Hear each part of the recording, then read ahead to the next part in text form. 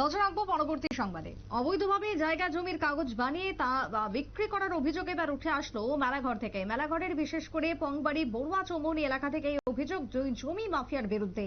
দুই জমি মাফিয়া যার মধ্যে একজন অভিযোগ একজন নাকি কংগ্রেসের নেতা সুরজ কান্তি দাস এবং অপরজন নাকি ডিডব্লিউএস এর কর্মরত সরকারি কর্মচারী রাকেশ দাস। দুজনের বিরুদ্ধে এই অভিযোগ উঠে এসেছে। কর্তৃপক্ষে খতিয়ে দেখার আবেদন উঠে আসছে এলাকা থেকে। অবৈধ জায়গার জমির কাগজ বানানো হচ্ছে এবং তা দিয়ে দেদার রোজগার করে চলেছেন, এমনটাই অভিযোগ দুই জমি মাফিয়ার বিরুদ্ধে। ঠিক কি অভিযোগ মেলাঘর থেকে শুনুন। কাহারা দখল করে রাখছে, কিন্তু সামান্য দত্তগুপ্তর নামে রায় কি জুতের জায়গা, সে দারোগা টিলা হিসাবে এই জায়গাটাতে আমরা এনে দাঁড়িয়ে রয়েছি। দারোগা টিলা হিসাবে চিহ্নিত থাকতো তা না, ওনার অরিজিনাল নাম হচ্ছে সামান্য দত্তগুপ্ত এবং রমণীরা এই দুইটা মালিকের ভগৎ সিং কলোনি লইয়া পৌরজমনি ভগৎ সিং কলোনি লইয়া সেটা আমরা যে এনে দাঁড়াই রয়েছি এই জায়গাটা সামান্য দত্তগুপ্ত।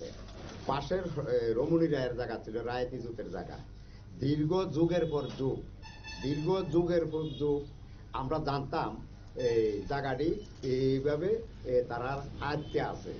হ্যাঁ, আমরা বুঝতাম যে এই লোকটি দল সত্ত্বে আছে, কিন্তু বর্তমানে 2014 পরে ডিজিটাল চালু হওয়ার পরে সমস্ত আমরা পংবাড়ি না সারা ত্রিপুরা রাজ্যেরই ডিজিটাল হওয়ার কারণে এই তথ্যগুলি গোপন তথ্যগুলি বেনামি দুগুণ তথ্যগুলি বার হয়েছে।